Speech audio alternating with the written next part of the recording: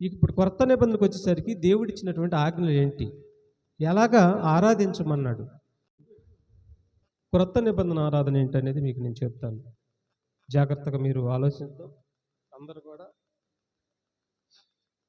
Bible దగ్గర పెట్టుకొని వాక్యాన్ని చూడండి. వాక్యం వైపు మనం చూసి వాక్య ప్రకారం మనం ప్రవర్తిద్దాం. చూడండి, కొత్త నిబంధన ఆరాధన ఎట్లు. పాత నిబంధన ఆరాధన చెప్పానుగా మీకు. 6 దినాలు కష్టపడి 7వ దినాన విశ్రాంతి తీసుకొని ఆ 7వ దినాన దేవుడిని పొగడతాం. దేవుడు చేసినటువంటి ఆశ్చర్య కార్యాలన్నింటిని గురించి ఆ రోజు తలపోసుకోవటం, దేవుడి కార్యాలన్నింటినీ గురించి మాట్లాడుకోవటం, ఇవన్నీ కూడా మరి బలులతో కూడింది, అర్పణలతో కూడింది. అది 7వ రోజు, అది శనివారం రోజు. 6 దినాలు కష్టపడి 7వ దినాన విశ్రాంతి తీసుకున్నాను, అది శనివారం రోజు. ఇది ఇశ్రాయేలుకి ఇచ్చాడని చెప్పి మీకు రెఫరెన్స్లతో సహా చూపించాను. ఇక పాత నిబంధనలోనే కొత్త నిబంధన గురించి చెప్పాడని ఇర్మియా గ్రంథం 31:31లో మీకు చెప్పాను. ఇప్పుడు కొత్త నిబంధనకు వచ్చేసరికి దేవుడిచ్చినటువంటి ఆజ్ఞలు ఏంటి, ఎలాగా ఆరాధించమన్నాడు, క్రైస్తవుడు ఎలాగ ఆరాధించాలి అనేది ఈరోజు మనం పర్టికులర్గా జాగ్రత్తగా తెలుసుకున్నాం. ఎవరు కూడా అడవద్దు, జాగ్రత్తగా దేవుడి మాటల్ని పరిశీలించండి. దీని గురించి మనం బైబిల్లో నుంచి చూద్దాం. ప్రియమైన బిడ్డలారా, యేసుక్రీస్తు వారు ప్రారంభించినటువంటి ఆరాధన, యేసుక్రీస్తు వారు చేయమన్నటువంటి ఆరాధన, ఆయన క్రొత్త నిబంధనలో ఆయన చెప్పినటువంటి ఆరాధన, యావత్ క్రైస్తవులు చేయాలి అని ఆయన నేర్పినటువంటి ఆరాధన ఒకటి ఉంది. ఏంటంటే అది ఒకసారి యోహాను సువార్త 4వ అధ్యాయము 20 నుంచి 24వ వచనాల వరకు మనం చదవగలిగితే, యోహాను సువార్త 4వ అధ్యాయము 20 నుంచి 24వ వచనం వరకు.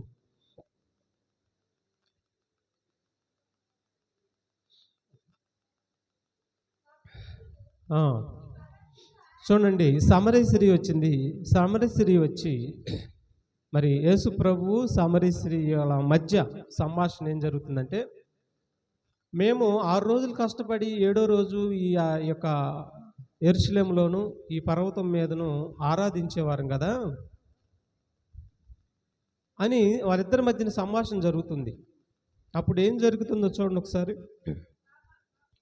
మా పితరులు ఈ పర్వతమందు ఆరాధించిరు కానీ ఆరాధింపవలసిన స్థలము యెరూషలేములో ఉన్నదని మీరు చెప్పుదురని ఆయనతో అనగా. చూసారా, ఆరాధింపవలసిన స్థలం ఎక్కడ ఉండిద్దంట? యెరూషలేములో ఉండిద్దంట. ఇశ్రాయేలీలు ఆరాధించవలసిన స్థలము యెరూషలేములో. గుర్తుపెట్టుకోవాలి, యెరూషలేములో ఉండిద్దంట. ఇశ్రాయేలీలు ఆరాధించవలసిన స్థలము యెరూషలేములో ఉండిద్దంట. ఆ చుట్టుపక్కల యెరూషలేము చుట్టుపక్కల ఉన్న వారందరూ కూడా ఆరాధించడానికి వారి వారి మందిరాల్లోనికి వెళ్ళిపోయేవారు ఆనాడు. యెరూషలేము మందిరానికి ముఖ్యమైనది. ఇక సమాజ మందిరంలోకి వెళ్ళిపోయి అది 6 దినాలు కష్టపడి 7వ దినాన విశ్రాంతి తీసుకొని ఆరాధించేవాళ్ళు. ఆ విశ్రాంతి దినాల్లో బలులు, అర్పణలు, నైవేద్యాలు వీటన్నిటిని పాటించేవారు. ఈ బలులు, అర్పణలు చేయకుండా 7వ దినాన వాళ్ళు ఆరాధన చేయటానికి అర్హత లేదు. గుర్తుపెట్టుకోవాలి, దానికి సున్నత కూడా ఉండాలి. అలాగంటూ మీ ఆరాధించవలసిన స్థలం ఎక్కడుందంట? యెరూషలేములో ఉంది కదా అని మీరు చెప్పుదురని ఆయనతో అనగా, యేసు ఆమెతో ఇట్లా, నేను ఇప్పుడు ఆ స్థలాన్ని మారుతున్నాడు. చూడండి, మీరు అర్థం చేసుకోవాలి, దేవుడి మాటలను అర్థం చేసుకోవాలి. యెరూషలేములో ఆరాధించవలసిన స్థలము యెరూషలేములో ఉన్నది కదయ్యా అని అడుగుతుంది. ఎలా ఆరాధిస్తారు? 6 దినాలు కష్టపడి 7వ దినాన్ని విశ్రాంతి తీసుకొని ఆరాధించే స్థలము యెరూషలేములో ఉంది కదా అని అడుగుతుంది. అప్పుడు ప్రభు ఏమంటున్నాడంటే, నిజమే, 6 దినాలు కష్టపడి 7వ దినాన యెరూషలేములో ఆరాధించవలసిందే, ఈ ప్రపంచం అంతా అలాగే ఆరాధించవలసిందే అని అంటలేదు. ఏందో అంటున్నాడు. చూడండి ఏమంటున్నాడు. అమ్మా, ఒక కాలము వచ్చుచున్నది, ఆ కాలమందు ఈ పర్వతం మీదనైనను యెరూషలేములోనైనను. చూసారా అన్నాడు, 6 దినాలు కష్టపడి 7వ దినాన యెరూషలేమునికి వెళ్ళి విశ్రాంతి దినాచారాలు మీరు ఆచరిస్తున్నారు అని చెప్పింది. అప్పుడు ప్రభు ఏమంటున్నాడంటే, అమ్మా, ఒక కాలం వచ్చుచున్నది, ఈ పర్వతం మీదనైనను యెరూషలేములోనైనను మీరు తండ్రిని ఆరాధింపరు, నా మాట నమ్ము అంటున్నాడు. మీరు ఆ విధంగా ఆరాధించే కాలం పోతుంది, నా మాట నమ్ము అని అంటూ ఏమంటున్నాడంటే, ఇక క్రొత్త నిబంధనకు వచ్చేసరికి ఎలాగ ఆరాధించాలో చెబుతున్నాడు. మీకు తెలియని దానిని ఆరాధించువారు, మేము మాకు తెలిసిన దానిని ఆరాధించువారము. చూసారేమంటాడు? యేసుప్రభు కలుపుకొని శిష్యులతోనూ, మరి అక్కడ యేసుప్రభు నమ్మిన వారు అందరితోనూ, ఈనాడు క్రైస్తవులు అందరితోనూ ఆయన కూడా కలుపుకొని ఎలా అంటున్నాడంటే, మేము మాకు తెలిసిన దానిని ఆరాధించువారము. రక్షణ అయితే యూదుల్లో నుండే కలుగుతుంది. యేసుప్రభు ఎక్కడ పుట్టాడు? యూదుల్లోనే పుట్టాడు. రక్షణ అనేది ఈ ప్రపంచానికి యూదుల్లో నుండే కలుగుతుంది. అయితే యూదుల్లాగా ఆరాధించాలని మీరు అనుకోవద్దు, అది విషయం. రక్షణ అయితే యూదుల్లోనే కలుగుతుంది కాబట్టి యూదుల్లాగా ఆరాధించాలని మీరు అనుకోవద్దు అని అంటూ ఏమంటున్నాడు? అయితే యథార్థంగా ఆరాధించేవారు ఆత్మతోను సత్యముతోను తండ్రిని ఆరాధించే కాలము వచ్చుచున్నది, అది ఇప్పుడును వచ్చే ఉన్నది. అంటే క్రీస్తు శకం అంటే మొదట 100 సంవత్సరాల్లోనే తండ్రిని ఆరాధించే కాలము వచ్చింది అని చెప్పేస్తున్నాడు. వచ్చేసిందంట. అంటే తండ్రిని ఆరాధించే కాలము 2000 సంవత్సరాల క్రితమే వచ్చేసింది. యేసుప్రభు వారు కూడా ఆరాధించాడంట తండ్రిని. ఎలా ఆరాధించాడు యేసుప్రభు వారు తండ్రిని? శిష్యులు ఎలాగ ఆరాధించారు? పౌలు గారు ఎలాగ ఆరాధించారు? ఇప్పుడు మనం చూడాలి అదంతా కూడా. యథార్థంగా ఆరాధించేవారు ఆత్మతోనూ సత్యముతోనూ ఆరాధించే కాలము వచ్చింది అని చెప్పి 2000 సంవత్సరాల క్రితమే చెప్పాడు ఈ మాట. అంటే ఆత్మతో సత్యంతో ఆరాధించే కాలం వచ్చిందంట. ఎప్పుడైతే నువ్వు నమ్మి బాప్తీసం తీసుకుంటావో అప్పుడు పరిశుద్ధాత్మ దేవుడు నీలోకి వస్తాడు. ఎప్పుడైతే నువ్వు దేవుణ్ణి నమ్ముకుంటావో అప్పుడు నీ జీవితాన్ని దేవుడికి సమర్పించేయాలి. సజీవ యాగంగా నీ జీవితాన్ని దేవుడికి సమర్పించాలి. నీ ఆత్మని దేవుడికి సమర్పించాలి. నీ ఆత్మని, నీ హృదయాన్ని, నీ ఆత్మని దేవుడికి సమర్పించాలి. సమర్పించి వాక్యం అనే సత్యమును నీలోనికి చేర్చుకొని ఎవరికైతే నువ్వు ఎట్టగైతే రక్షణ పొందుకున్నావో నిన్ను వల్ల నీ పొరుగువారిని నువ్వు ప్రేమిస్తే, అంటే సత్యంతో ఎవరికైతే నువ్వు వాక్యం చెప్తావో ఆ వాక్యం చెప్పి విన్నవారు దేవుళ్ళకి వస్తారో, రక్షణ పొందుకుంటారో, అది తండ్రి అనే దేవుడికి ఇష్టం అంటున్నాడు. ఇష్టం. అలాగా నీ ఆత్మతో సత్యమైన వాక్యంతో ఆరాధించాలి. అంటే దేవుడు ఏదైతే నిన్ను చేయమన్నాడో దానిని అంతటిని చేసుకుంటూ పోవటమే ఆరాధన. ఫర్ ఎగ్జాంపుల్, ఒక భార్య భర్త ఉన్నారు. ఉదాహరణకి ఎవరిని ఉద్దేశించి మనం మాట్లాడతలేదు కానీ ఉదాహరణ చెప్పుకుంటున్నాం. ఏంటంటే భార్యాభర్తలు ఇద్దరు ఉన్నారనుకోండి. ఉదాహరణకి భార్య పెళ్ళైన తర్వాత భర్త అవసరతలన్నీ కూడా భార్య తీర్చాలి. భర్త పనికి వెళ్ళి వచ్చిన తర్వాత అతనికి నీళ్లు కాసి, ఎందుకంటే అలిసిపోయి వస్తాడు, పని చేసి అలిసిపోయి వస్తాడు. అలిసిపోయి వచ్చినప్పుడు అతనికి నీళ్లు కాసి భోజనం వండి అతనికి ఉన్నటువంటి అవసరతలన్నీ కూడా భార్య తీర్చాలి. అప్పుడు అది భర్త ఆరాధన అయింది. భార్య భర్తకు చేయవలసిన ఆరాధన అదే. అలా కాకుండా భర్త వచ్చినప్పుడు నీళ్లు ఏమీ పెట్టకుండా, భోజనం ఏమి వండకుండా, అతని అవసరతలు ఏమి తీర్చకుండా, నువ్వే నా భర్తవి, నేనే నీ భార్యను అని కూర్చొని ఆయనకి ఎదురుగా కూర్చొని అంటుందనుకో, ఇక ఉదయం మొదలుకొని సాయంత్రం వరకు, రాత్రి అనక పొగులనక, నీవే నా భర్తవు, నేనే నీ భార్యను అని కేకలేసి గోల చేసి అంటుందనుకో, మీకు ఎట్టుండేది? మీరు చెప్పండి ఒకసారి. మీ మనసులో మాట చెప్పాలి మీరు. మీకు ఎట్టుండిద్ది? ఏమ్మా అయ్యా, మీకు ఎట్టుండిద్ది చెప్పండి. నువ్వే నా భర్తవి, నేనే నీ భార్య అని పని చేయకుండా, భర్తకి అవసరాలను తీర్చకుండా, నేనే నీ భార్య అని, నువ్వే నా భర్తవి అని చెప్పి రాత్రి పొగులు గోల గరుస్తుంది అనుకో, ఏమంటారు? పిచ్చెక్కిందా అంటావు. పిచ్చెక్కింది అని అంటావు. అలాగే దేవుడు నేనెందుకు పుట్టించాడు తెలుసా? సత్క్రియలు చేయటానికి పుట్టించాడు. సత్క్రియలు చేయటానికి మనందరినీ ఈ భూమి మీదకి పుట్టించాడు. తండ్రి అనే దేవుడి క్రియలు చేయటానికి మనందరిని పుట్టించాడు. పుట్టించి యేసు ప్రభువుని నమ్ముకున్నట్టుగా మనల్ని చేశాడు. యేసు ప్రభువుని నమ్ముకున్న తర్వాత ఇక నువ్వు చేయవలసినటువంటి దేవుడు అప్పగించిన సత్క్రియలన్నీ నువ్వు చేయాలి. సత్క్రియలు ఏమి చేయకుండా దేవుడా నువ్వే నాకు దేవుడివి, దేవుడా నువ్వే నాకు దిక్కు అని భార్య భర్తతో అన్నట్టు దేవుడు చెప్పిన మాటలు ఏమీ వినకుండా, దేవుడు చెప్పిన ఆజ్ఞలను ఏమీ పాటించకుండా, భర్త వచ్చినప్పుడు భార్య అతనికి ఏమీ సహకరించకుండా, భోజనం వండకుండా, నీళ్లు పోయకుండా, ఏం చేయకుండా నువ్వే నా భర్తవు నేనే నీ భార్య అని చెప్పుకుంటా ఉంటే ఎట్లా ఉండిద్దో అసభ్యకరంగా. అలాగే దేవుడు అప్పగించినటువంటి సత్క్రియలు ఏమి చేయకుండా నువ్వే దేవుడివి, నువ్వే దిక్కు, నువ్వు చెప్పిన మాత్రం నేను ఏమి చేయను, అయినా కానీ నువ్వే దేవుడివి. ఎంత వ్యంగ్యంగా ఉందో చూసారు, ఎంత అసహ్యంగా ఉందో చూసారు ఈ మాట. నేను చెప్పినది మీరు చేయవలెను, నా సత్క్రియలు మీరు చేయవలెను అని దేవుడు చెప్పినప్పుడు మనిషి అలాగేం చేయకుండా నువ్వే దేవుడు అని చెప్పి 6 దినాలు నీ పనిలో ఉండి దేవుడికంట మనం ప్రతిదినము చేయవలసిన సత్క్రియలు ఉన్నాయంట. దేవుడికి తెలుసా మీకు? ప్రతిదినము చేయవలసిన సత్క్రియలు ఉన్నాయంట. ప్రతిదినం మనం సత్క్రియలు చేయాలంట. అలాగ మనం ఏం చేయకుండా ఈనాడు చాలామంది ఏం చేశారంటే 6 దినాలు కష్టపడండి, 7వ దినాన దేవుడి దగ్గరికి రండి అని నేర్పించేసేసారు. వాక్యం అలా చెబుతున్నా, ప్రతి దినము దేవుళ్ళో బ్రతకనని వాక్యం చెబుతుంది, ప్రతి దినము సత్క్రియలు చేయండి వాక్యం చెబుతుంది. చూసారా, బోధలు అన్ని తేడా వచ్చేసినాయి. ఈనాడు ప్రపంచంలో ఎక్కువ శాతం బోధలు తేడా వచ్చేసినాయి. ఇప్పుడు మీకు చెబుతాను, ఆశ్చర్యపోతారు దేవుడిని ఎలాగ ఆరాధించాలి. ఒకసారి హెబ్రీ పత్రిక 6 అధ్యాయము 1 నుంచి 2 వచనాలు మనం చూడగలిగితే, ఈనాడు మొదటి సంవత్సరం వచ్చినటువంటి మనిషిని 40వ సంవత్సరం వరకు కూడా ఏం బోధలు బోధిస్తున్నారంటే ప్రాథమిక బోధలు మాత్రమే బోధిస్తున్నారు. మనిషిని ఎదగనివ్వట్లేదంట, దేవుళ్ళు ఎదగనివ్వట్లేదంట.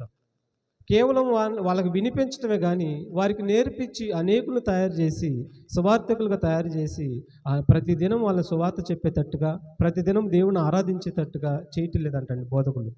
అందుకని పౌలు గారు హెబ్రీ సంఘానికి రాస్తూ మీరు సంపూర్ణులవుటకు సాగిపోవాలని అంటున్నాడు. చూడండి ఒకసారి. కాబట్టి నిర్జీవ క్రియలను విడిచి మారు మనసు పొందుటయు దేవుడి యందలి విశ్వాసమును. చూసారండి, ఇది మొదట చర్చికి వచ్చిన వాళ్ళకి ఈ బోధ నేర్పించాలి. విశ్వాసం గురించి, తర్వాత మారు మనసు గురించి, బాప్తిసం గురించి బోధయు, హస్త నిక్షేపములను, మృతుల పునరుద్ధానమును, నిత్యమైన తీర్పునను. చూసారా, ఇవి కొత్తగా వచ్చిన వాళ్ళకు నువ్వు నేర్పించు.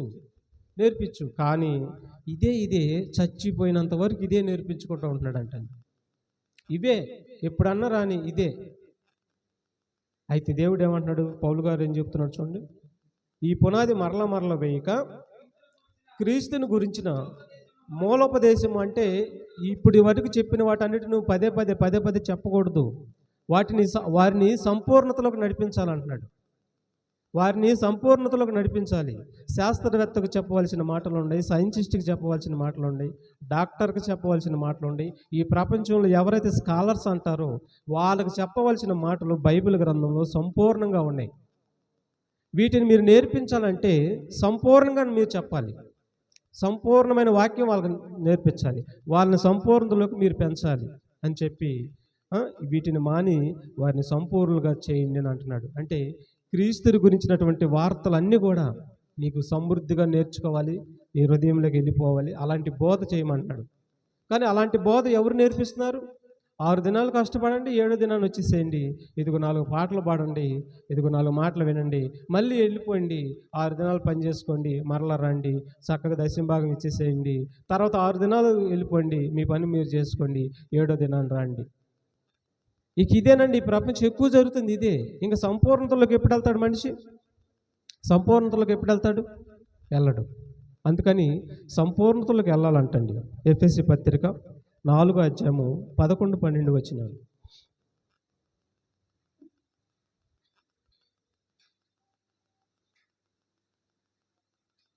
ఎఫెసీ పత్రిక చూడండి, 4వ అధ్యాయం 11. మనమందరము విశ్వాస విషయంలోను దేవుని కుమారుని గూర్చిన జ్ఞాన విషయంలోను. చూసారా, ఎవరి విషయంలో ఏకత్వం పొందాలంట? బాగా వినండి, మరలా చదువు. దేవుని కుమారుని గూర్చిన జ్ఞానం విషయంలోను ఏకత్వం పొంది సంపూర్ణ పురుషుల మగు వరకు, అనగా క్రీస్తుకు నాకు కలిగిన సంపూర్ణతకు సమానమైన సంపూర్ణత గలవారము అగు వరకు ఆయన ఎలాగ నియమించెను. ఎవరికి కలిగిన సంపూర్ణత గలవారుగా ఉండాలంట? క్రీస్తుకు కలిగిన సంపూర్ణత గలవారుగా మనం ఉండాలంట. క్రీస్తు ఎలాగైతే దేవుడి ఎదుట సంపూర్ణంగా అయినటువంటి పురుషుడిగా ఉన్నాడో, మనం కూడా క్రీస్తును ధరించుకున్నటువంటి మనం కూడా సంపూర్ణులుగా ఉండాలంట. దేవుడి దగ్గర సంపూర్ణులుగా ఉండాలంట. సంపూర్ణులుగా ఉండాలంటే ఏం చేయాలి? క్రీస్తు బాప్తీసం తీసుకున్నాడు. బాప్తీసం తీసుకున్నాక ఏం చేశాడు? మీరు కూడా సంపూర్ణతలోకి వెళ్ళాలంటే క్రీస్తు వలె నడవాలి. మనందరం కూడా క్రీస్తు వలె నడవాలి. యేసు ప్రభు బాప్తీసం తీసుకున్నాక ఏం చేశాడు? సువార్త ప్రకటన చేశాడు. మరి అన్ని విషయంలో నేను మీకు మాదిరి ఉంచిపోయానని చెప్తాడు పేతురు పత్రికలో. అన్ని విషయంలో నేను మీకు మాదిరి ఉంచిపోయానని చెప్తాడు. ఉంచాడంట ఆయన. మరి అలాగే బాప్తీసం తీసుకున్నటువంటి మనందరము క్రీస్తుని ధరించుకున్న వారం అయ్యాం కాబట్టి క్రీస్తు వలె నడిస్తే అప్పుడు మనం సంపూర్ణులుగా అయిపోతామంట. సంపూర్ణులుగా ఎవరైతే అవుతారో వారికే పరలోకం అంట. మరి క్రీస్తు ఏం చేశాడు? 6 దినాలు కష్టపడి లోక సంబంధమైన పని చేసుకొని 7వ దినాన్ని మాత్రం సువార్త చెప్పాడా? 7వ దినాన్ని మాత్రమే చెప్పాడా? కాదు. ఆయన ఏం చేశాడు తెలుసా? అలాగ నువ్వు కూడా చేస్తే నువ్వు కూడా సంపూర్ణుడివే. అప్పుడు నీకు పరలోకం. ఏం చేశాడు? రాత్రి అనక పగలనక, పగలంతా సువార్త, రాత్రి ఏమో ప్రార్థన. పగలంతా సువార్త, రాత్రి అయితే ప్రార్థన. మరి క్రీస్తుని ధరించుకున్న నీవు ప్రతి పగలు నీ పని చేసుకుంటూ, గుర్తుపెట్టుకోవాలి మాట మీరు, నీ పని చేసుకుంటూ నువ్వు తినాలి కాబట్టి, నువ్వు పోషింపబడాలి కాబట్టి నీ పని చేసుకుంటూ దేవుడి పని కూడా చేయాలి. దేవుడి పనిని పక్కన పెట్టేసి నీ పని మాత్రమే చేయకూడదు. అప్పుడు నువ్వు సంపూర్ణ పురుషుడు అవ్వు. ఏంటి దేవుడి పని అని అంటే, ఏ ఒక్కరు నశించుట దేవుడికి ఇష్టం లేదు. ఏ ఒక్కరు నశించిన దేవుడికి ఇష్టం లేదు. నశించకుండా ఉండాలంటే ఏం చేయాలి? దేవుడి పనిని చేయాలి. క్రీస్తు వలె నువ్వు నడవాలి. బాప్తీసం తీసుకున్న ప్రభువు ఇక అప్పటి నుంచి చనిపోయినంత వరకు కూడా మరి సువార్త ప్రకటించాడు. పవిత్రుడిగా ఉన్నాడు, నిర్దోషిగా ఉన్నాడు, యథార్థవంతుడిగా ఉన్నాడు. అనేకులు వేల మందిని రక్షించాడు. అనేకులకు వరకు తన ప్రాణం పెట్టాడు. తండ్రి చిత్తం నెరవేర్చాడు. తండ్రి చిత్తంను నెరవేర్చటమే ఆరాధన. అది ప్రతిరోజు చేయవలసినటువంటి ఆరాధన అయ్యా. ఇది యేసు చెప్పిన ఆరాధన, యేసు చేసిన ఆరాధన. యావత్ ప్రపంచంలో క్రైస్తవులు అందరూ చేయవలసినటువంటి ఆరాధన ఇదే. ఇది కాదు అని అంటే రేపు దేవుడికి లెక్క అప్పచెప్పవలసి ఉంటుంది. ఎవరైనా ఈ ప్రపంచంలో ఎవరైనా సరే దేవుడికి లెక్క అప్పచెప్పవలసి ఉంటుంది. బైబిల్లో ఉన్నది ఇదే. పౌలు చేసింది ఇదే, శిష్యులు చేసింది ఇదే, యేసుప్రభు చేసింది ఇదే, ప్రపంచాన్ని చేయమన్నది ఇదే. ప్రతిరోజు దేవుడి మాటల్ని, దేవుడి చిత్తాన్ని జరిగించుతూ ఆత్మను రక్షించటమే నాకు ఇష్టమైన ఆరాధన అని దేవుడు చెప్పేశాడు.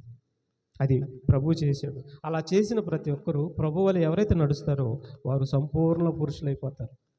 సంపూర్ణతలోకి వెళ్ళిపోతారు. వాళ్ళకి పరలోకం. హెబ్రీ 5:7 చూడండి. యేసు ప్రభు వారు తండ్రి పనిని ఎలాగా మరి తుదముట్టించి తండ్రి చిత్తాన్ని భూమి మీద ఉండగా నెరవేర్చాడో అలాగ కూడా మనమే ఉండాలి. ప్రియమైన దేవుని బిడ్డలారా, చూడండి. శరీరధారి ఉన్న దినములలో మహారోదనంతో కన్నీళ్లతో ఎవరు? యేసుప్రభు అండి. శరీరధారి అయిన దినములలో ఏం చేశాడు చూడండి. మనం ఏం చేస్తున్నాం? 6 దినాలు కష్టపడుతున్నాం, మన పని అంతా చేసేసుకుంటున్నాం. ఈ 6 దినాల్లో అన్ని బూతులు అన్నీ చేసేసి 7వ దినాలు రొట్టె తీసుకునేటప్పుడు అయ్యా నా పాపాలన్నీ క్షమించయ్యా అంటాను. మరి పని సంగతి ఏంటి? సువార్త సంగతి ఏంటి? నీకు కూడా బాధ్యత ఉంది. నీకు కూడా భారం పెట్టాడు. ఇందులో స్త్రీ అని పురుషుడని అసలు భేదమే లేదు. ఈ సంకల్పాన్ని గుర్తించాలి మనం. ఈనాడు చాలామంది వాటిని మరిచేటట్టుగా బోధలు చేశారు. ఎక్కువ శాతం విశ్వాసులు కూడా వాటిని మర్చిపోయారు. ఇప్పుడు మీరు వింటున్నారు. ఇది 1వ శతాబ్దపు బోధ. ఇది చూడండి. యేసుప్రభు ఏమంటున్నాడు చూడండి, ఎలా నడిచాడు. ఆయన శరీరధారి ఉన్న దినములలో మహారోదనంతోనూ కన్నీళ్లతోనూ తన్ను మరణము నుండి రక్షింపగలవానికి ప్రార్థనలను యాచనలను సమర్పించి భయభక్తులు కలిగి ఉన్నందున ఆయన అంగీకరించబడ్డాడు. చూసారా, శరీరధారి అయిన ఉన్న దినములలో ప్రతి దినము ప్రార్థనలు, యాచనలు, భయము భక్తి, భయము భక్తి. భయం అంటే ఏంటి? దేవుని ఆజ్ఞలు నెరవేర్చటం, దేవుని ఆజ్ఞలు నెరవేర్చటం. యేసు అంతటా ఆయనే దేవుని ఆజ్ఞలు నెరవేర్చాడు. ప్రతి దినము సువార్తను ప్రకటించాడు, ప్రతి దినము ప్రార్థన చేశాడు, భయము భక్తి కలిగి ఉన్నాడు. మరి క్రీస్తులోనికి బాప్తీసం పొందుకున్న మనం మరి భయభక్తులు కలిగి ఉండొద్దా? నేను రక్షించిన రక్షకుడే అంత భయభక్తులు కలిగి ఉంటే మరి నీకు నాకు మనందరికీ భయం ఉండొద్దా? భక్తి ఉండొద్దా? ప్రతిదినం ఉండాలంటున్నాడు. 7వ దినాన్ని ఒకరోజు కాదు.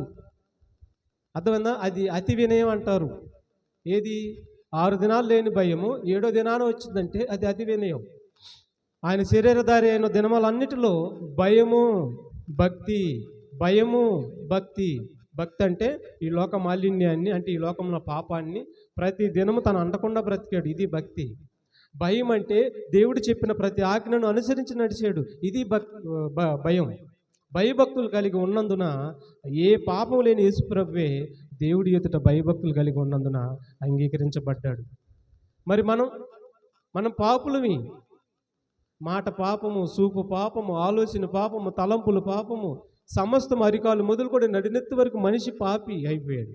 ఇలాంటి వాడు క్రీస్తు అంతటా ఆయన ఎంత జాగ్రత్తగా ప్రతి శరీరధారి ఉన్న దినముల్లో ఎట్లా బ్రతికాడో అలాగే బాప్తీసం తీసుకున్న మనం అందరం కూడా ఆయన పోలి నడిస్తే తప్ప నువ్వు ఆరాధన చేసిన వాడు అవుతావు.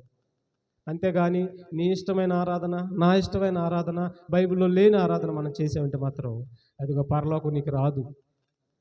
గుర్తుపెట్టుకోండి, పరలోకం రాదు. సంపూర్ణం అవ్వాలి. మనం సంపూర్ణం అవ్వాలంటే ప్రతిరోజు దేవుళ్ళో బ్రతకాలి. ప్రతిరోజు క్రీస్తు వల్ల నీ శరీరాన్ని దేవుడికి సమర్పించుకోవాలి. క్రీస్తు ఆత్మ సమర్పించుకున్నాడు, సత్యంతో అంటే సువార్తతో వాక్యం చెప్పాడు ప్రభు. మనం కూడా ఆయనను వెంబడించాలి. తర్వాత ఎఫెసీ పత్రిక 5వ అధ్యాయం చూడండి. ఎఫెసీ పత్రిక 5వ అధ్యాయం 1వ వచనం 2వ వచనం. కావున మీరు ప్రియులైన పిల్లల వలె దేవుని పోలి నడుచుకొనిడి. చూసారు ఏమన్నాడు? దేని పోలి నడుచుకోవాలి?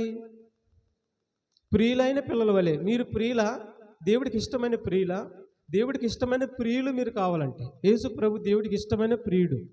ఈయన నా ప్రియ కుమారుడు, ఈయన యందు నేను ఆనందించున్నాను అంటే శరీరధారి ఉన్న దినములలో సంపూర్ణంగా తన జీవితాన్ని దేవుడు సమర్పించుకున్నాడు. అలాగుననే మీరు కూడా ప్రియులైన పిల్లల వలె ఉండాలి. అంటే ఏమంటున్నాడు? ఎలా చేయమంటున్నాడు? దేవుడిని పోలి నడుచుకుని అంటే క్రీస్తుని పోలి నడుచుకుని. ఆలోచించండి. మీరు పిల్లలై ఉండాలంటే మీ ఇష్టం కాదు, మన ఇష్టం కాదు. ప్రియులైన పిల్లల వలె ఉండాలంటే మీరు క్రీస్తుని పోలి నడుచుకొనుడి. క్రీస్తు మిమ్మల్ని ప్రేమించి, చూసారా, క్రీస్తు మిమ్మల్ని ప్రేమించి పరిమళ వాసనగా ఉండుటకు మన కొరకు తను తాను అదిగో నువ్వు అర్పించుకున్నావా? దేవుడికి అర్పణముగా అర్పించేసుకున్నాడు. ఎన్ని రోజులు శరీరధారి అయిన దినములన్నింటిలో కూడా తన జీవితం ప్రత్యేకంగా ఉంది. దేవుడికి తన ఆత్మను అప్పగించుకున్నాడు. సత్యంతో వాక్యం చెప్పాడు. అంటే వాక్యమే సత్యం, ఆయనే సత్యం, ఆయనే వాక్యం చెప్పాడు. మనం కూడా ఆయన వలె మన ఆత్మ దేవుడికి సమర్పించుకొని సత్యము చెప్పాలి. సత్యం చెప్తే ఆత్మరక్షణ పొందుకునేది. అలా ఆత్మరక్షణ పొందింపజేయటమే ఆరాధన. ఇదేనండి ఆరాధన. ఆత్మను రక్షించటం ఆరాధన. నీ జీవితాన్ని దేవుడికి సమర్పించుకోవాలి. ఎదుటి వారి కోసం అవసరమైతే నీ ప్రాణం పెట్టాలి. అతన్ని బ్రతికించడానికి నీ ప్రాణం పెట్టాలి. నీ పని ఆపుకోవాలి. అవసరమైతే ఒక ఆత్మరక్షణ పొందుకుంటున్నప్పుడు నీ పని కూడా ఆపుకోవాలి, నీ భోజనం ఆపుకోవాలి, నీ నీళ్లు ఆపుకోవాలి. ఒక ఆత్మరక్షణ పొందుకోవటమే దేవుడికి ఇష్టమైనటువంటి ఆరాధన. అలా నువ్వు చెప్పాలి, సువార్త నేర్చుకొని చెప్పాలి. అది ప్రతిరోజు చేయాలి. క్రైస్తవుడు ప్రతిరోజు ఆరాధించాలి దేవుడిని. అంటే ఆయన చెప్పిన ఆజ్ఞలన్నిటిని నడవటమే ఆరాధన. అందులో ఒకటే సువార్త చెప్పటం, ఆత్మతో సత్యంతో ఆరాధించటం. ఇక ఏమన్నాడు? 2వ వచనం, ఎఫెసీ 5. క్రీస్తు మిమ్మల్ని ప్రేమించి పరిమళ వాసనగా ఉండటకు మన కొరకు తను తాను దేవుడికి అర్పణంగాను బలిగాను అప్పగించుకొనెను. అలాగుననే మీరును ప్రేమ కలిగి నడుచుకొనిడి. చూసారా, మిమ్మల్ని ప్రేమించి ఆయన బలి అయిపోయాడు. ప్రతిరోజు మరి మనల్ని ప్రేమించి ఆయన సువార్త చెప్పాడు. ఆయన ప్రతిరోజు బలైపోయాడు. చివరికి పాపంలో మన కోసం తన ప్రాణాన్ని బలిగా పెట్టేశాడు. అలాగుననే మీరును ప్రేమ కలిగి నడుచుకోండి. క్రీస్తు 6 దినాలు మాత్రమే కష్టపడి 7వ దినాన్ని ప్రేమ కలిగి ఉన్నాడా? లేదు. ప్రతి దినము సువార్త చెప్పాడు. అనేకులు ప్రేమించి కాళ్ళు కొట్టుకొని మరి వీధులు తిరిగాడు, పల్లెలు తిరిగాడు, పట్టణాలు తిరిగాడు. ఆయనకిచ్చిన జీవితకాలం అంతా కూడా దేవుడికి సమర్పించేసుకున్నాడు మనల్ని కాపాడటానికి. కాబట్టి అలాగా క్రీస్తు దేవుడి చిత్తాన్ని చేస్తూ ప్రతిరోజు ఆత్మను రక్షించి తండ్రి చిత్తం నెరవేర్చటమే ఆరాధన. ఇక ఇప్పుడు కొరింథీ పత్రిక రండి. కొరింథీ పత్రిక.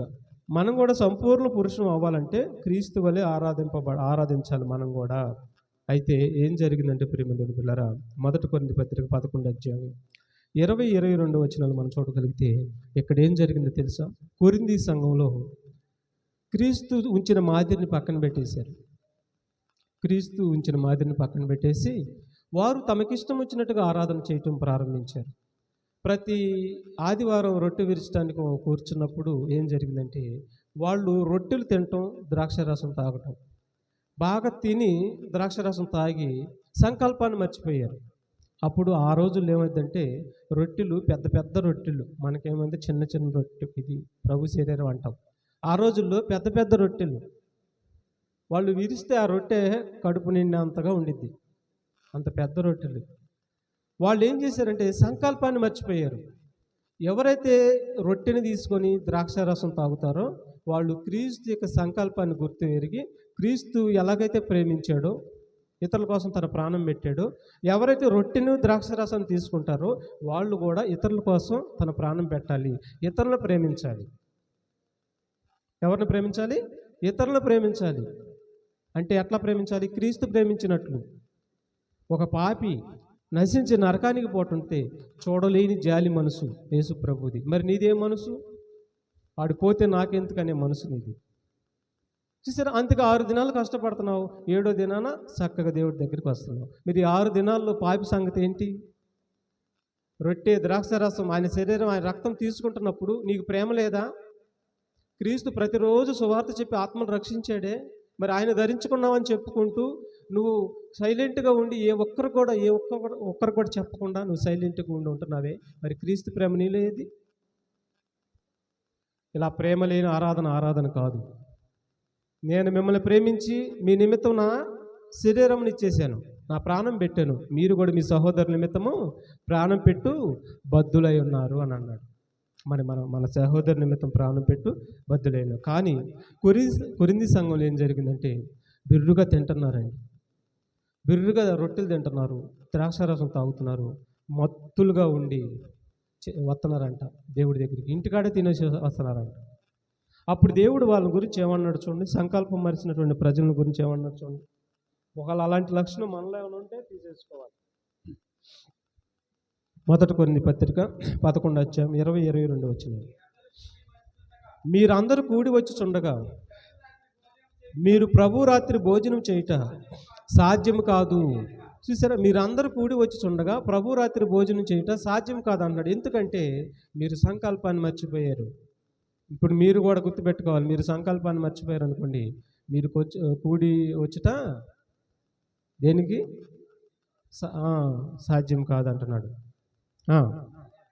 ఏలే అనగా మీరు ఆ భోజనం చేయనప్పుడు ఒకడికంటే ఒకడు ముందుగా తన మట్టుకు తాను భోజనం తిని వస్తున్నాడు, ఇంటికాడ తినేసి వస్తున్నాడు బిర్రుగా. దేవుడు యొక్క మందిరానికి వచ్చేటప్పుడు ఆ రొట్టె తినేటప్పుడు ఆల్రెడీ ముందుగానే తినేసి వస్తున్నారు రొట్టెలు. ఆ రోజుల్లో రొట్టెలు ఎక్కువ తినేసి వస్తారు, వాళ్ళు రొట్టెలు ఎక్కువ కొంటే తినేసి వస్తున్నారు. ముందుగానే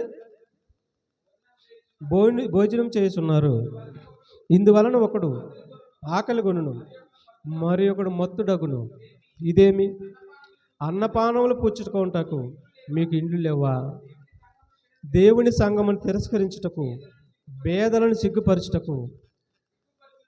చూసారా, దేవుని సంఘమును అవమానపరచడానికి, పేదలను సిగ్గుపరచడానికి మీరు వస్తున్నారా? ఇదేమి అని అంటున్నాడు. ఇలా మీరు వచ్చుట ఏమన్నాడు చూడండి, దేవుని సంఘమును తిరస్కరించి పేదలను సిగ్గుపరచుద్రా, మీతో ఏమి చెప్పుదును? దీని గురించి నేను మిమ్మల్ని మెచ్చుదునా? మెచ్చను. చూసారా, దీని గురించి నేను మెచ్చను. సంకల్పాన్ని మర్చిపోయారు, తినటానికి వస్తున్నారు. సంకల్పాన్ని మర్చిపోయారు, ద్రాక్షరసం తాగడానికి వస్తున్నారు. మత్తులుగా అయిపోతున్నారు. పనిని మర్చిపోయారు, సంకల్పాన్ని మర్చిపోయారు, ఆరాధన మర్చిపోయారు. నేను మెచ్చనని చెప్పి ఆయన మనసులో ఉన్నది చెప్పేసేస్తున్నాడు. 23వ వచనం చూడండి. 23వ వచనం, నేను మీకు అప్పగించిన దానిని ప్రభు వలన పొందితిని. చూడండి, నేను అప్పగించిన దానిని, నేను మీకు ఏ రొట్టెనైతే, ఏ ద్రాక్షరసాన్ని అయితే, ఏ వాక్యాన్ని అయితే మీకు నేను అప్పగించానో దీన్ని నేను ప్రభు వలన పొందితిని. ప్రభు అయిన యేసు తాను అప్పగింపబడిన రాత్రి ఒక రొట్టెని వెత్తుకొని కృతజ్ఞతాస్తుతులు చెల్లించి దానిని విరిచి, ఇది మీ కొరకైనా, బాగా వినాలి, మీరు పాయింట్ని అర్థం చేసుకోవాలి. ఏదో నేను చెబుతున్నానులే, మేము వింటున్నాములే వెళ్ళిపోయారు అనుకో, మీ ఆత్మకే భంగం కలిగిద్ది, మీ ఆత్మకే ఆటంకం కలిగిద్ది. మీరు విని మాత్రమై ఉంటే, మీరు వినివారు మాత్రమై ఉంటే మిమ్మల్ని మీరు ఖచ్చితంగా మోసం చేసుకుంటారు. ఇప్పుడు చెబుతున్న పాయింట్స్ని అర్థం చేసుకొని జీవితకాలం పాటు పాటిస్తేనే తప్ప మీ ఆత్మకు రక్షణ. చూడండి ఏమంటున్నాడు, లేట్ చేయకూడదు, త్వరగా చదివాయి.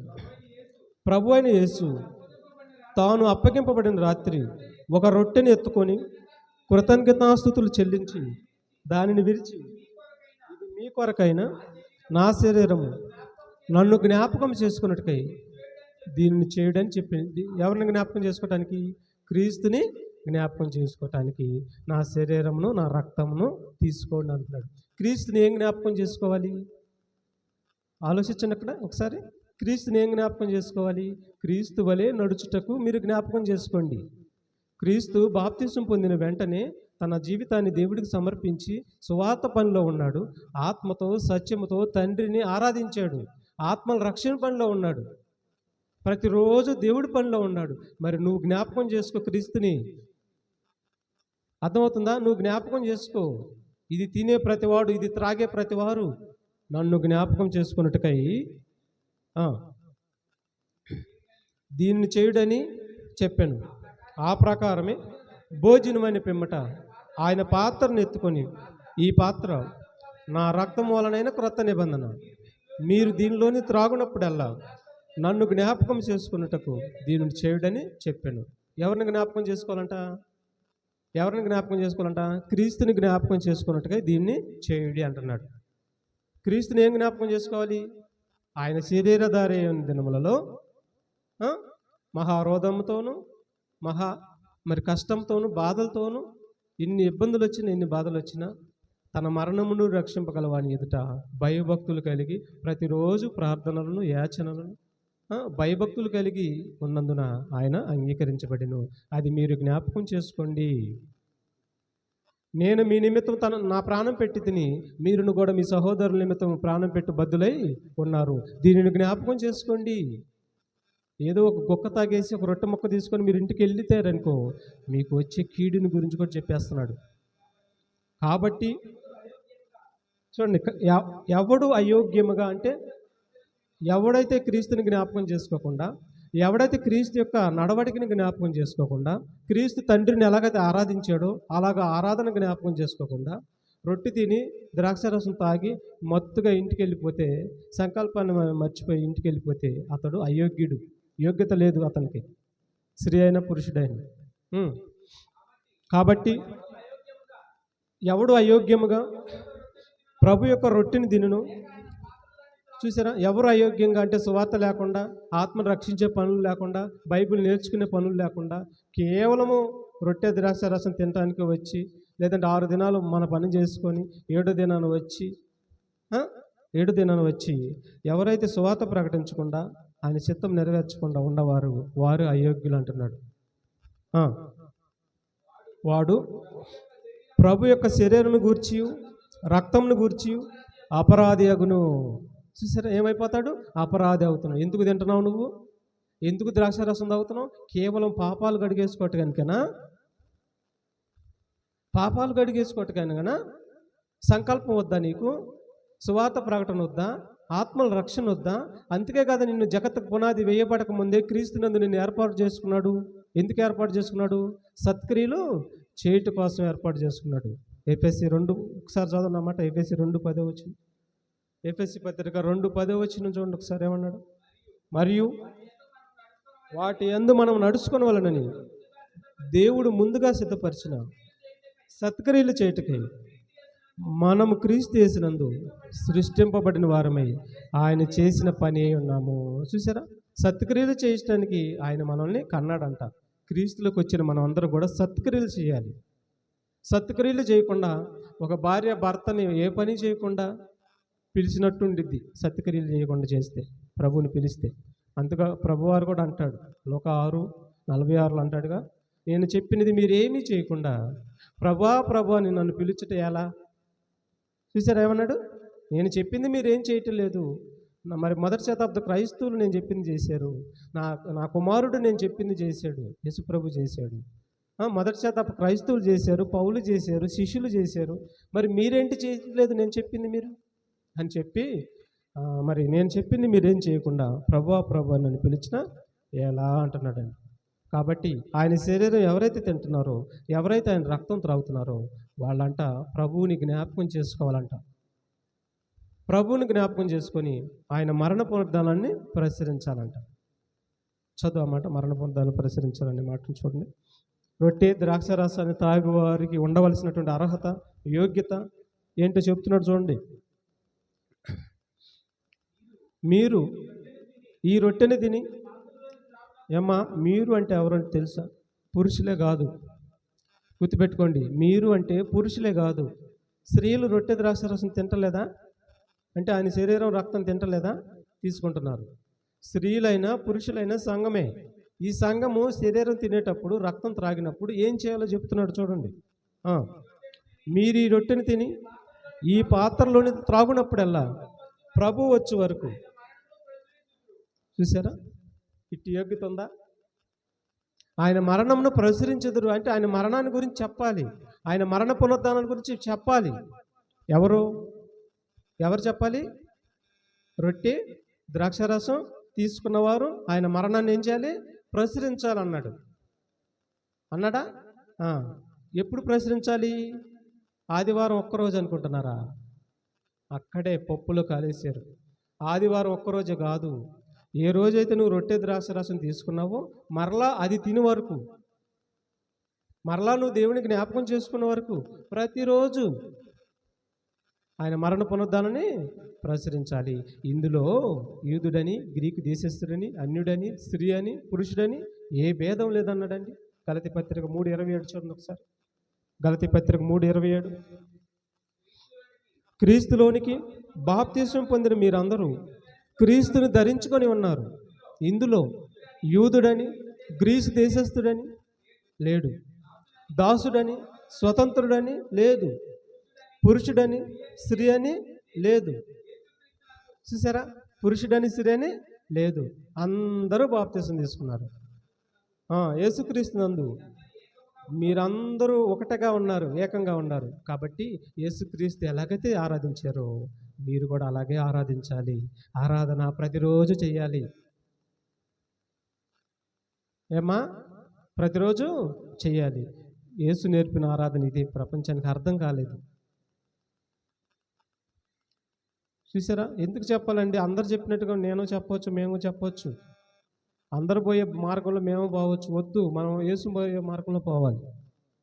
యేసు పోయే మార్గంలో పోతేనే మనకు నిత్యజీవం. ఎందుకంటే పరిశీలిస్తున్నాం కాబట్టి, బైబిల్ లోతుగా ఆలోచిస్తున్నాం కాబట్టి అందరూ పోయే మార్గం వద్దన్నాడు. యేసు మార్గంలో వెళ్ళమని చెబుతున్నాడు. యేసు మార్గం మరి అలాగే ఉంది బైబిల్లో. ప్రతిరోజు ఆయన మరణ పునరుద్ధానాన్ని ప్రచురించేవారే ఉండాలి. ఒకసారి 1 కొరింథీ పత్రిక 9:16 వచ్చింది కూడా చూద్దాం. 1 కొరింథీ పత్రిక 9:16 వచ్చింది. నేను సువార్తను ప్రకటించుచున్నను, నాకు అతిశయ కారణం లేదు. సువార్త ప్రకటింపవలసిన భారము ఎవరు మోపారు? ఎవరు మోపారు? యేసుక్రీస్తు వారు మోపాడు. అంటే ఏం తింటున్నాడు ఈయన? ప్రభు శరీరము రక్తమును తింటున్నాడు. తింటున్న నేనేం చేయాలి? సువార్తని ప్రకటించాలి. తింటున్న మీరేం చేయాలి? మరణ పురుద్దాలని ప్రచురించాలి. పౌలు గారు ఆదివారం ఒక్కరోజే ప్రకటించాడా? దినదినము దినదినము నేను క్రీస్తునందు చనిపోవచ్చున్నాను. ఇక్కడ ఏమంటాడు? వండర్ఫుల్ మాట అంటాడు చూడండి. ఇంకా ఇప్పుడు ఏమంటున్నాడు? అయ్యో, నేను సువార్త ప్రకటింపకపోయిన ఎడల మరి మీకు చెప్పండి సమాధానం. ఆయన ప్రతి దినము సువార్త ప్రకటించకపోతే శరీరం తిని రక్తం త్రాగు ప్రతి వారు ఒకవేళ ప్రకటించలేకపోయినా ప్రకటించే వారితో సహకారులుగా ఉండాలి. ఫర్ ఎగ్జాంపుల్ మీకు ఏంటి ఆ సహకారం చెప్తున్నాను. మనం కాలనీకి వెళ్తున్నాం. అది ఎవరి పని? అది దేవుడి పనా? నా పనా? దేవుడి పని. మనలో ఏ ఒక్కరి పని కాదు అది. ఆ దేవుడి పనికి వెళ్ళినప్పుడు వాక్యం అయిపోయిన తర్వాత వాళ్ళందరికీ ఏం చెబుతున్నాం? ప్రార్థన చేసి ఎవరన్నా కొత్త వారు ఉంటే 4 మాటలు సువార్త చెబుతున్నాం.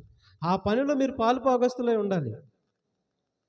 అది లేదు అంటే మీరు ఏ ఒక్కరికైనా సరే, మీ కుటుంబ సభ్యులకు కానీ, మీ చుట్టాలకు కానీ, మీకు తెలిసిన వారికి కానీ, ఎవరికైనా సరే ప్రతిరోజు 4 మాటలు చెప్పండి. ఎవరి? ప్రభు మాటలు చెప్పండి. ఎంతవరకు చెప్పాలి? మరలా రొట్టె ద్రాక్షారసం తీసుకున్నంత వరకు చెప్పాలి. మరలా తీసుకున్న తర్వాత మళ్ళీ ప్రారంభించాలి. ఈ విధంగా నువ్వు చచ్చిపోయినంత వరకు, ప్రభు రెండో రాకడలో వచ్చినంత వరకు ప్రతిరోజు నువ్వు దేవుణ్ణి ఆరాధించాలి. ప్రతిరోజు యేసుక్రీస్తు నీ కోసం ఎలాగైతే ప్రాణం పెట్టాడో నువ్వు కూడా నీ సహోదరు నిమిత్తం ఏం చేయాలి? జీవితాన్ని సమర్పించాలయ్యా. ఇదయ్యా ఆరాధన. నువ్వు ఒక ఆత్మను రక్షించడమే ఆరాధన. ఇది తండ్రి చిత్తం. అది కాకుండా ఆదివారం ఒక్కరోజు వచ్చి భార్య ఇందా చెప్పాను పోస్టులో, మీకు ఇది అర్థం చేసుకుంటే చాలా చక్కగా అర్థమైంది. భార్య భర్త వచ్చినప్పుడు ఏ పని చేయకుండా, నీళ్లు కాయకుండా, భోజనం వండకుండా, ఏం చేయకుండా రాంగలే నువ్వే నా భర్తవి, నేనే నీ భార్యనని గోల పెట్టి గగ్గోలు పెడుతుంది అనుకోండి, ఎంతో వ్యంగ్యంగా ఉండిద్ది అది. అసలు అది భర్త ఆరాధనే కాదు.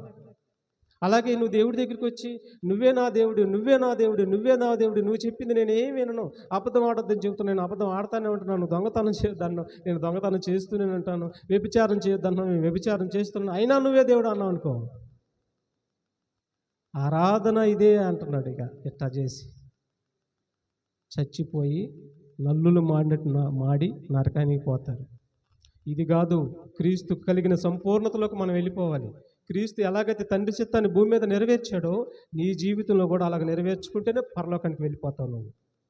ఆత్మల రక్షణ ఒక్కటే జయం క్రైస్తవుడిది. ప్రతిరోజు సువార్త ప్రకటించడమే జయం క్రైస్తవుడిది. అలా ప్రకటించకపోతే పౌలు అంతటి వాడికి నాకు శ్రమ అన్నాడు. మరి నీకు ఉండిద్ది. అందుకని చెప్పింది వినండి, నిజంగా నమ్మండి, సత్యంలో అడుగులో వేస్తూ నడవండి, కాపరికి సహకారులుగా ఉండండి, మనం బ్రతికిపోతాం. 7 చూడండి, 1 కొరింథీ 11:7 వచ్చింది చూడండి. ఎవరైతే అయోగ్యంగా అంటే సువార్త ప్రకటించకుండా, ప్రతిరోజు ఆత్మను రక్షించే పనిలో ఉండకుండా కేవలం రొట్టె ద్రాక్షారసం తాగుతారో వాళ్ళ పరిస్థితి ఏమన్నాడు చూడండి ఒకసారి. 1 కొరింథీ 11:27 వచ్చింది.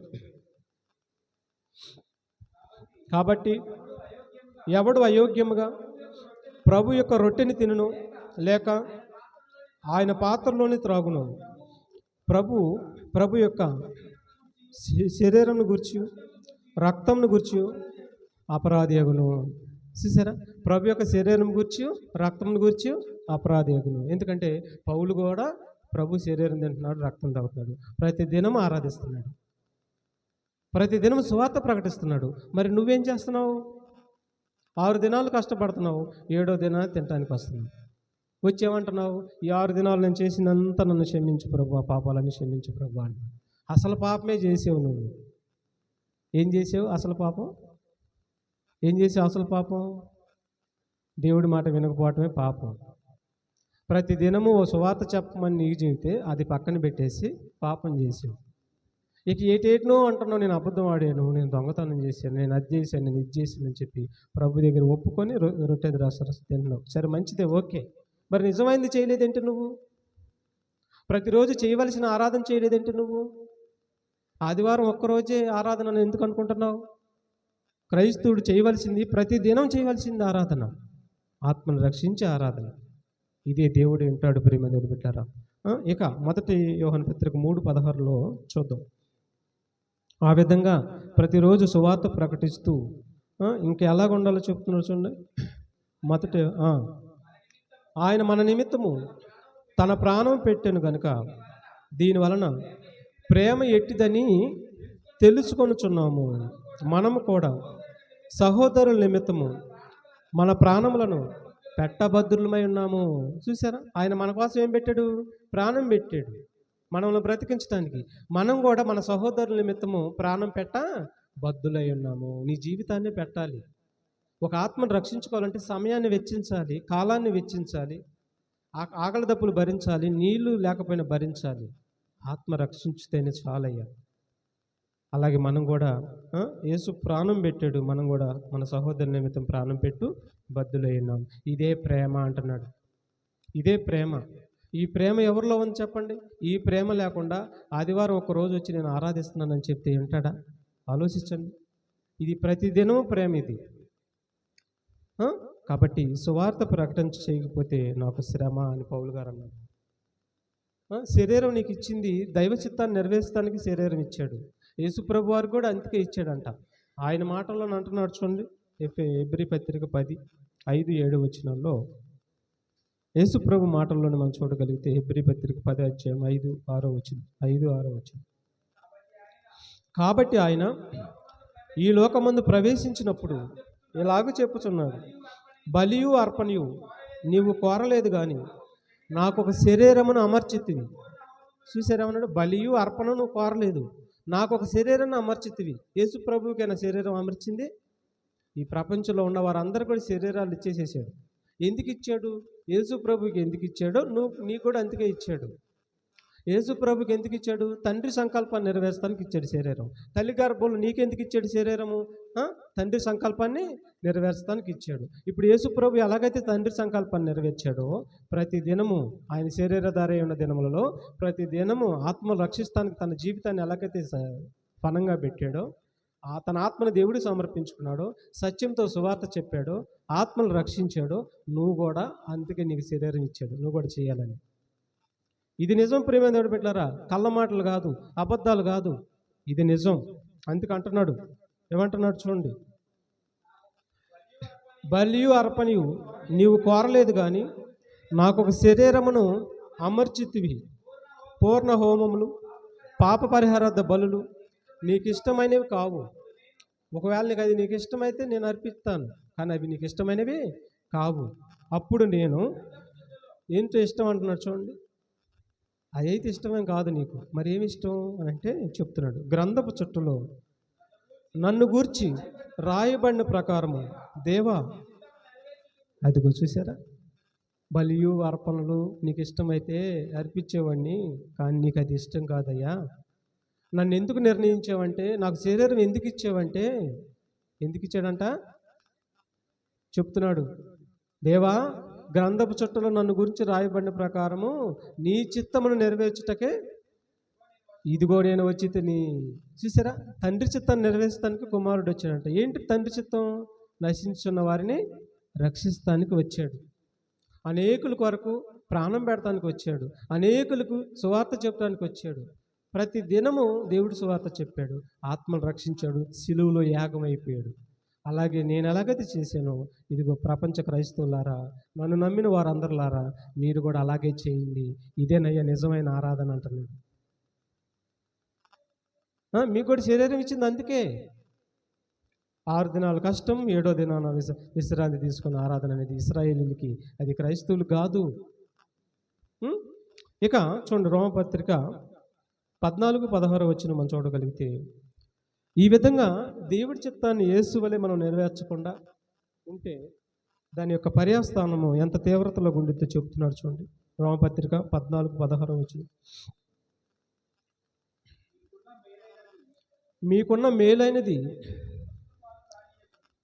దూషణ పాలు కానీకుడి, దేవుని రాజ్యము భోజనమును పానమును కాదు. చూసారా ఉన్నాడు, దేవుడి రాజ్యము భోజనము పానము కాదు. అంటే దేవుడి రాజ్యంలోకి వచ్చి, అంటే సంఘంలోకి వచ్చి రొట్టె ద్రాక్ష రసం తినటం కాదు, అది మాత్రమే కాదు. అర్థం చేసుకోవాలి మీరు. కాదు కానీ ఏమన్నాడు, నీతియు సమాధానమును పరిశుద్ధాత్మ యందలి ఆనందమునై ఉన్నది. నీతి సమాధానము పరిశుద్ధాత్మ యందలి ఆనందమునై ఉన్నది. నీతి దేవుడి వాక్యము సమాధానపరచటం, దేవుని వాక్యంతో సమాధానపరచటము దాని అందరి ఆనందమునై ఉన్నది అంటున్నాడండి. కేవలం తినటం వెళ్తాం కాదు, ద్రాక్షరసం తాగటం వెళ్తాం కాదు. నీతియు సమాధానమైందలి ఆనందమునై ఉన్నది. తిని తాగటం మంది ఆనందపడతాం కదా, అయ్యా నా పాపాలను క్షమించాడు అని ఆనందపడతాం కాదు. ఏం చేయాలంట, నీతియు సమాధానము నందలి ఆనందమునై ఉన్నది. దేవుడి రాజ్యము ఏమన్నాడు చదువు మరలా, దేవుని రాజ్యము భోజనము పానము కాదు, అది మాత్రమే కాదు, నీతియు సమాధానమును ఆనందమునై ఉన్నది, పరిశుద్ధాత్మ ఆనందమునై ఉన్నది అని అన్నాడు ప్రియమైన. కాబట్టి దేవుడి రాజ్యము మరి నీతియు సమాధానంతో ముడిపడి ఉంది. అది కలిగి ఉండాలి, అంతేగాని భోజనము త్రాగటం కాదు, అది మాత్రమే కాదు. కాబట్టి ఇది మీరు గుర్తుపెట్టుకోండి. హెబ్రీ పత్రిక 13వ అధ్యాయము 9-10 వచనాలు కూడా చూద్దాం. హెబ్రీ పత్రిక 13వ అధ్యాయము 9-10 వచనాలు. నానా విధములైన అన్య బోధల చేత, అదిగో చూడండి ఏమన్నాడు, ఎలా ఆరాధించాలో యేసుప్రభు వారు ఎలా ఆరాధించాడో, పౌలు గారు ఎలా ఆరాధించాడో ఆరాధన ప్రతిదినం అని బైబిల్ చెబుతుంది. అయితే అనేకమైనటువంటి దొంగ బోధలు వచ్చేసాయి ప్రపంచంలో, అనేకమైనటువంటి వచ్చేసాయి. మీకు చెప్పాను ఆల్రెడీ, వచ్చేసాయి. వాటి చేత మీరు తిప్పబడొద్దు. బైబిల్లో ఉన్నది ఒకటైతే వారు మరొక చేసి చెప్పేసేస్తున్నారు.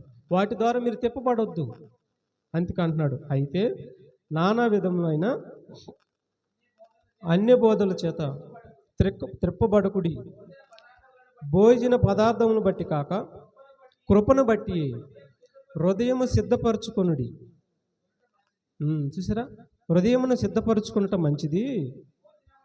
భోజనమును బట్టి ప్రవర్తించిన వారికి, అదిగో చూసారా, మీరు వచ్చి తిని వెళ్ళిపోతే ఏం ప్రయోజనం లేదన్నాడు.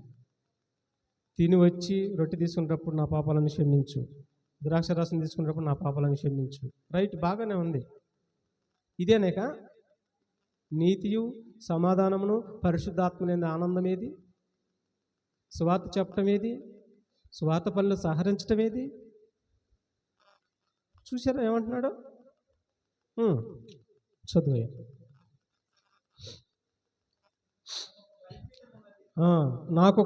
మనకు ఒక బలిపీఠం ఉన్నది. 10వ వచనం చదువు. మనకు ఒక బలిపీఠం ఉన్నది, దాని సంబంధమైన వాటిని తినుటకు గుడారంలో సేవ చేయు వారికి అధికారం లేదు. వేటి రక్తము పాప పరిహారార్థముగా పరిశుద్ధ స్థలంలోనికి ప్రధాన యాజకుని చేత తేబడును. ఆ జంతువుల కళేబారములు శిబిరమునకు వెలుపట దహింపబడును. కావున యేసు కూడా తన స్వరక్తము చేత, చూసారా, యేసు కూడా తన స్వరక్తం చేత ప్రజలను పరిశుద్ధపరచుటకై గవిని వెలుపట శ్రమ పొందెను. చూసారా, కాబట్టి మనం ఆయన నిందను భరించుచు శిబిరము వెలుపలికి ఆయన యొద్దకు వెళుదాము. చూసారా ఏమన్నాడు? భోజనము పానము కాదయ్యా. ఆయన ఎలాగైతే తన ప్రాణము రక్తాన్ని నీ కోసం పెట్టాడో నువ్వు కూడా ఇతరుల కోసం తన ప్రాణం పెట్టాలి. అనేకులు రక్షిస్తానికి నీ జీవితాన్ని ఫలంగా పెట్టాలి. ఒక గొర్రెపిల్ల నిన్ను బ్రతికిస్తానికి ప్రాణం పెడుతుంది, అది ప్రేమ. యేసుప్రభు మనం బ్రతికిస్తానికి ప్రాణం పెట్టాడు, ఇది ప్రేమ. నీవు కూడా నీ పక్కనున్న సహోదరుడు పాపం చేసి పాపంలో ఉండి నరకానికి పోతుంటే అతనికి సువార్త చెప్పి అతన్ని రక్షించటమే ప్రేమ. ఇది ప్రతిరోజు ఆయన శరీరము రక్తం తీసుకున్న వారందరూ దీన్ని మరి ఆలోచించాలి, దీన్ని గ్రహించుకోవాలి, దీనిని జ్ఞాపకం చేసుకోవాలి. ఇది లేదు అంటే మాత్రం అది అసలు సంఘమే కాదు. నేను చెప్తున్నాను, వాక్యం ద్వారా చెప్తున్నాను, అది అసలు సంఘమే కాదు. అందుకని ఈ విధమైనటువంటి క్వాలిఫికేషన్ మనలో ఉండాలి. లోకసువార్త చూడండి 13వ అధ్యాయం, లోకసువార్త 13వ అధ్యాయం 26, 27 వచనంలో ఇంకా లోతైన మాట అంటున్నాడు చూడండి. నా సంకల్పాన్ని మీరు నెరవేర్చకుండా, ప్రతిరోజు మీరు ఆరాధన చేయకుండా, ప్రతిరోజు ఆత్మను రక్షించడానికి మీరు ప్రయత్నం చేయకుండా, అట్ట నా చిత్తాన్ని మీరు నెరవేర్చకుండా మీరు నా దగ్గరికి వచ్చి ఏమన్నా కానీ నేను వినను, రేపు చనిపోయినప్పుడు మీరు అడిగినా కానీ నేను వినను అని అంటున్నాడు చూడండి ఒకసారి. 26 వచ్చిన 13, 26, 27 ఆయన మీరెక్కరి వారో మిమ్మల్ని ఎరుగనని ఉత్తరము మీతో చెప్పును. ఎందుకంటున్నాడు ఈ మాట? దేవుడి సంకల్పాన్ని గుర్తించకుండా, దేవుడిని పక్కన పెట్టేసి, దేవుడు చెప్పిన ఆలోచనలన్నీ కూడా పక్కన పెట్టేసి మన ఇష్టంగా, ఏమండి మన ఇష్టం అనేది చాలా చాలా భయంకరమైన పదం. అది మన ఇష్టం అనేది చాలా చాలా భయంకరమైనటువంటి పదం. దీన్ని మీరు మీ మనసులో నుండి తీసి పక్కన పడేసుకుంటే మంచిది. అసలు నీ ఇష్టం లేదు, ఎందుకంటే రక్తం ఇచ్చి కొన్నాడు, ప్రాణం పెట్టాడు, అల్లాడిపోయి కొన్నాడు నిన్ను నన్ను. అందులో మన ఇష్టాన్ని చొప్పించామనుకో పనికిరావు, భలే మాడిపోతాం, మన నల్లులాగా మాడిపోతాం. మన ఇష్టం కాదు, దేవుడు ప్రతిదీ దేవుడి ఇష్టమే మనకి. అందుకని మన ఇష్టాన్ని తేకూడదు, దేవుడి ఇష్టాన్ని తేవాలి. ఇక్కడ మనిషి తన ఇష్ట ప్రకారంగా చేసుకుంటూ ఆరాధనలో మరి తప్పిచేసేసాడు. ఆరాధన ఎలా చేయాలో ఉంటే దాన్ని పక్కకు తప్పిచేసేసాడు. ఇవన్నీ పక్కకు నెట్టేసి వారికి ఇష్టం వచ్చినట్టు ఆరాధన చేసుకుంటూ పోతూ వాళ్ళు ఇష్టం వచ్చినట్టుగా బ్రతుకు చనిపోయారంట. చనిపోయి ఆయన దగ్గరికి వెళ్ళి అడుగుతుంటే ఆయన ఏమన్నాడు? మీరెక్కడి వారో మిమ్మల్ని ఎరగనని ఉత్తరము మీతో చెప్పును. అందుకు మీరు చూడండి ఏమంటున్నారు చూడండి. కొందరు వెళ్ళారంట దేవుడి దగ్గరికి. అయ్యా మరి నీ దగ్గర మేము ఆరాధించుతుంటమే, నీ సమ్మూఖమందు తినటం తాగటం చేస్తుంటమే. తిన్నాం కదా, నువ్వు చూసావు కదా, ప్రతి ఆదివారం వస్తున్నాం కదా, రొట్టె ద్రాక్షరసం తీసుకుంటున్నాం కదా అని అంటున్నారంట. ఏం చేసి? ఆరాధించకుండా, సువార్త చెప్పకుండా, ప్రతిదినం శ్రమను అనుభవించకుండా వీళ్ళు ఈ విధంగా తింటున్నాము అని అడుగుతున్నారంటండి. అప్పుడు ఆయన ఏమంటున్నాడు? అందుకు మీరు నీ సమూహమందు మేము తిని త్రాగుచుంటుమే, నీవు మా వీధులలో బోధించుటవే అని చెప్పసాగుదురు. అప్పుడు ఆయన ఇదేంటండి ఈ మాట అంటున్నాడు? మీరు ఎక్కడి వారో మిమ్మల్ని ఎరగనని మీతో చెప్పుచున్నాను. ఏమ్మా వింటున్నారు ఈ మాట? ఏం చేశారంట? అక్రమము చేయు మీరందరూ. బైబిల్లో ప్రతిదినం ఆరాధించమని నేను చెబితే మీరేంటి నాయన 6 దినాలు కష్టపడి 7వ దినాన్ని ఆరాధించడానికి వస్తున్నారు? అసలు ఇది ఎక్కడుంది బైబిల్లో? కొత్త నిబంధనలో ఇది క్రమం కాదే, ఇది అక్రమము. అక్రమం చేశారు కాబట్టి అక్రమం చేయు మీరు నా యొద్ద నుండి తొలగిపోండి అని చెప్పుదును. ఇప్పుడు చెప్పండి, ఎవరు అక్రమం చేస్తున్నారు? చెప్పండి. రొట్టె ద్రాక్షరసం తీసుకున్న తర్వాత ఆయన మరణ పునరుద్ధానాన్ని ప్రచురించని ప్రతివారు అక్రమం చేస్తున్నారు. మనం అంటాం వాళ్ళు అక్రమం చేస్తున్నారు, వీళ్ళు అక్రమం చేస్తున్నారని. నో, రొట్టె ద్రాక్షరసం తీసుకొని నీవే ప్రచురించకపోతే, లేదంటే ప్రచురించే వారికి సహకారిగా ఉండకపోతే, మొరాయిస్తే నీవే అక్రమం చేస్తున్నావు. రేపు నిన్నే ఆ మాట అంటున్నాడు దేవుడు. అందుకని బీ కేర్ఫుల్, జాగ్రత్తగా ఉండాలి. ఆరాధన ప్రతిరోజు చేయాలి. తండ్రి చిత్తాన్ని నెరవేర్చటమే ఆరాధన. కేవలం రొట్టె ద్రాక్షరసం తీసుకోవటమే కాదు ఆరాధన అంటే. చివరి మాట చూడండి ఒకసారి, యోహాను సువార్త 4:34. రొట్టె ద్రాక్షరసం తీసుకుంటాం ఆరాధన అనుకుంటున్నారా? ప్రతి ఆదివారం దేవుడి దగ్గరికి రావటమే ఆరాధన అనుకుంటున్నారా? కాదు. ప్రతిరోజు దైవ సంకల్పాన్ని నెరవేర్చటమే ఆరాధన. నిన్ను వల్ల నీ పొరుగువారిని ప్రేమించాలి, ఆత్మను రక్షించటమే ఆరాధన. ఇది పౌలు చేశాడు, ఇది పౌలు గారు చేశారు, యేసుప్రభు చేశారు. మనల్ని కూడా చేయమని మాదిరి ఉంచిపోయాడు. దీన్ని పక్కన పెడితే మీరు ఎక్కడి వారో నాకు తెలియదని, అక్రమం చేయవాళ్ళారా మీరు నా యొద్ద నుండి పోండి అని చెప్పే రోజు దగ్గర పడుతుంది. ఆ రోజు ఏం చేయలేవు నువ్వు, కాళ్ళు చేతులు కట్టేసి వెలపల చీకటిలో పడేయండి వీళ్ళని చెప్తాడు తన బంట్రౌతులను పిలిపించి.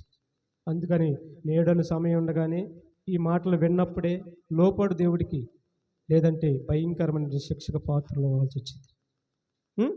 చూడండి ఏమంటున్నాడు, యేసు వారిని చూసి, నన్ను పంపిన వాని చిత్తం నెరవేర్చుటయు ఆయన పని తొదముట్టించుటయు మరి నీకేం ఆహారం అయింది? అన్ని విషయంలో మీకు మాదిరి ఉంచిపోయానని చెప్పాడు కదా. ఆయన పని ఏంటంట? నన్ను పంపిన వాని చిత్తం నెరవేర్చుటయు ఆయన పనిని తొడముట్టించుటయు మరి నీకు 3 పూటలు తినుటయు ఏం తినాలో ఏం తాగాలో అని తెలుసుకున్నటయు తొదముట్టేస్తున్నావు వాటిని నువ్వు. ఇదే నీకు. ఏం తినాలి, ఏం తాగాలి, ఏం ధరించుకోవాలి, ఏం సంపాదించుకోవాలి, ఇదే నీకు. అయితే క్రీస్తుకి ఏమన్నాడు? నా తండ్రి చిత్తం నెరవేర్చుటయు ఆయన పనిని తొదముట్టించుటయు నాకు ఆహారమై ఉన్నది. నీకు కూడా ఆయన పనిని తొదముట్టించడం నీకు ఆహారం అవ్వాలయ్యా. ఆయన పనిని తొదముట్టించడం నీకు ఆహారం అవ్వాలి. నీకు ఇచ్చిన 60-70 సంవత్సరాల జీవిత కాలంలో ఎప్పుడో నమ్మావు, 30కో 40కో నమ్మావు. ఇక మిగిలిన కాలం అంతా కూడా ఆయన పనిని తొదముట్టించు. నువ్వు బ్రతుకు దినములన్నీ కూడా ప్రతిరోజు దేవుడి పని చేయి, అనేకులకి సువార్త చెప్పు, ఆత్మను రక్షింపజేయి. ఇదే నువ్వు చేయవలసిన, క్రైస్తవుడు చేయవలసిన ఆరాధన. తండ్రి పనిని తొదముట్టించడమే క్రైస్తవుడు చేయవలసిన ఆరాధన. అది ప్రతిరోజు చేయాలి. రొట్టె ద్రాక్షారసం తీసుకున్న ప్రతిరోజు చేయాల్సింది. ఆయన మరణ పునరుద్ధాలను పరిశీలించి ఆత్మను రక్షించటమే ఆరాధన. దీంట్లో మీకు ఏదైనా డౌట్ ఉంటే మరలా అడగండి. ఇది ఈ ఆరాధన మనందరం ప్రతిరోజు చేయాలి. క్రైస్తవుడు ప్రతిరోజు చేయవలసింది ఆరాధన. కాబట్టి కొత్త నిబంధన ఆరాధన ప్రతిరోజు చేయవలసిన ఆరాధన. మరి మనందరం అట్లా చేద్దాం. ప్రార్థన చేసుకుందాం.